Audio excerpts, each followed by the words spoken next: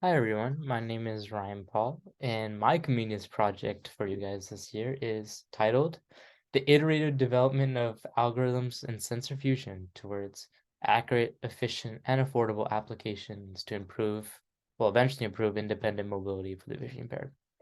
I'll cover everything from this project from its cause, the overall objective, to final research and the devices built.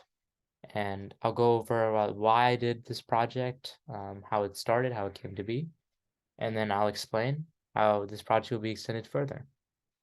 So in my 10th grade summer, I took an internship. I took a work experience, and from this work experience, I was responsible for managing and building applications, well, navigational systems for the visually impaired. And through this experience, I took about 20, 30 interviews with people responsible for the visually impaired, actually people who are visually impaired themselves and responsible for large communities. And that was a truly amazing experience. And one takeaway that I learned from that particular experience, particularly to one person actually, her name is Sarah.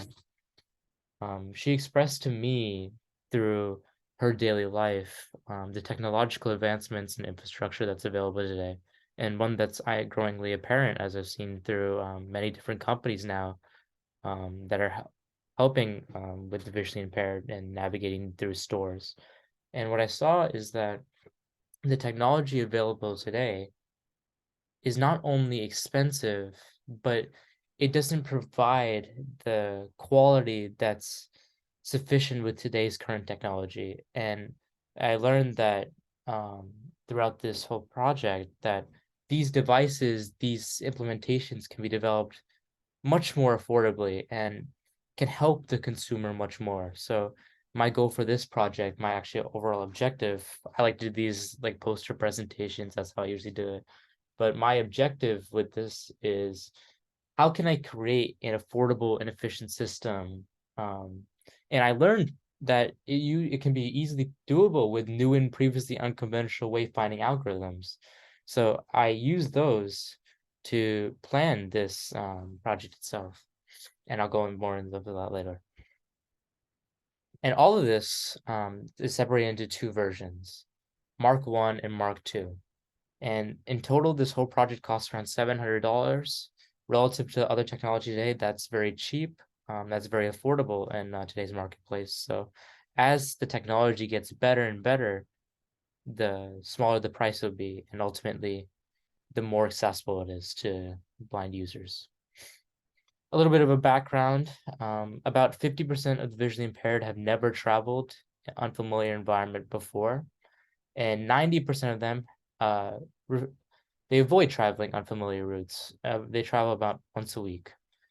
And two studies that I found that I thought were representative of this field in general were one where they developed a wearable device, but it was very heavy and it was very expensive due to the cost of the LiDAR sensors. So it wasn't accessible. It can't be a tool that we use in everyday life. That's why it was in a study. They're testing the use of LiDAR sensors for the vision impaired.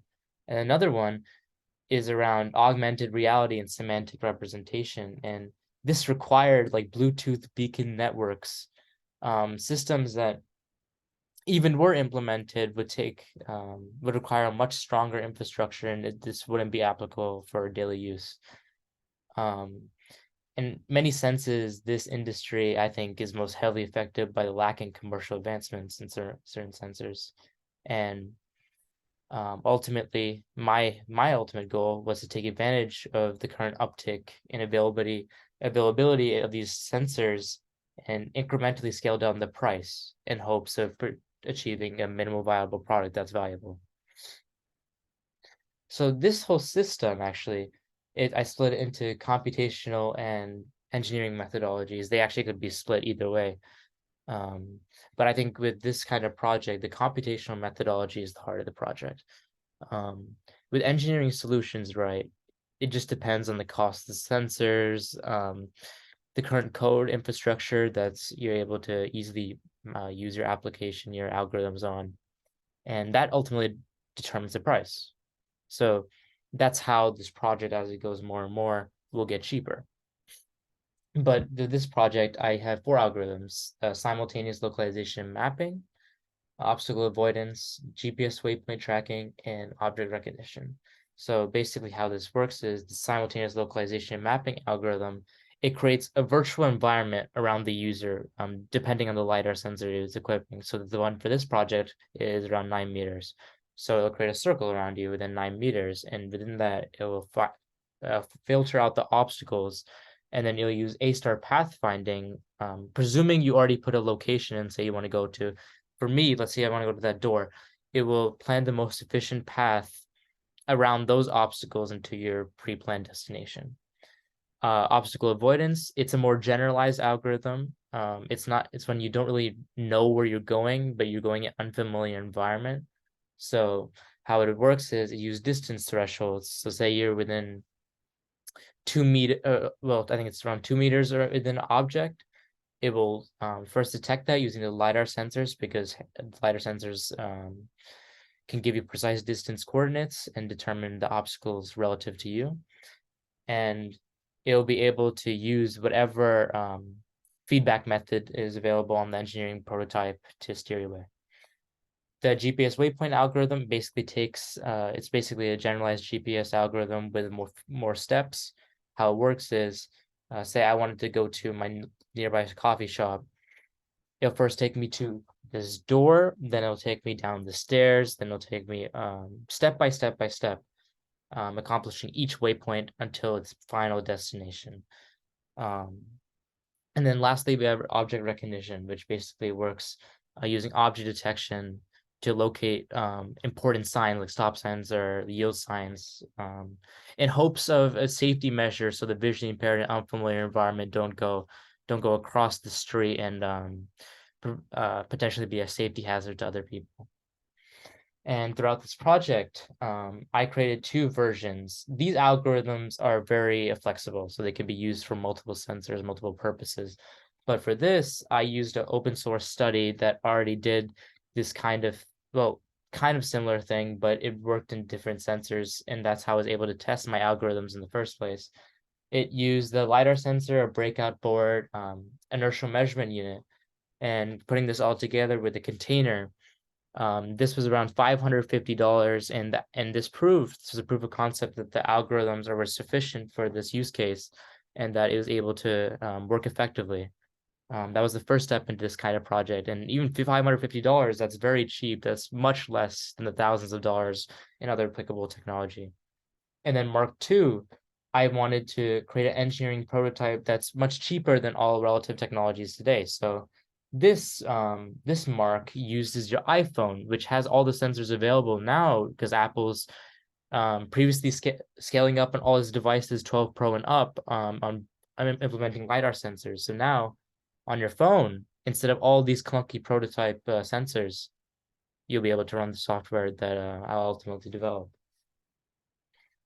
And this costs around $120, significantly cheaper than all the current technology infrastructure for today's application for this specific use case. This project has been a major success so far for me. I never expected to get this far, and I'm lucky that now I even get to talk about limitations. So the first part, lack of human participants. I'm currently actively seeking these kinds of environments where I can actively test my product in pilot testing. So as time goes on, I'll be able to run pilot tests and get that deliverable into a more scaled version to actually help more so the visually impaired. And then technological limitations. This basically is the current infrastructure today. As technology gets more improved, there'll be more technology available where, hey, now LiDAR sensors can support 20 meters instead of 9 meters. It'll improve the accuracy of these types of applications and ultimately scale it up with hopefully a lower price. So that's my project in a nutshell. As it goes on, to make this more readily available for the commercial user, this will be scaled with the auditory interface and all those current applications instead of a bare bones application to eventually serve as the premise for help the visually impaired one day. Thank you so much for listening. I hope you learned a little bit from this brief session with you and I. And I'll let you know as the project gets more and more improved. Thank you so much.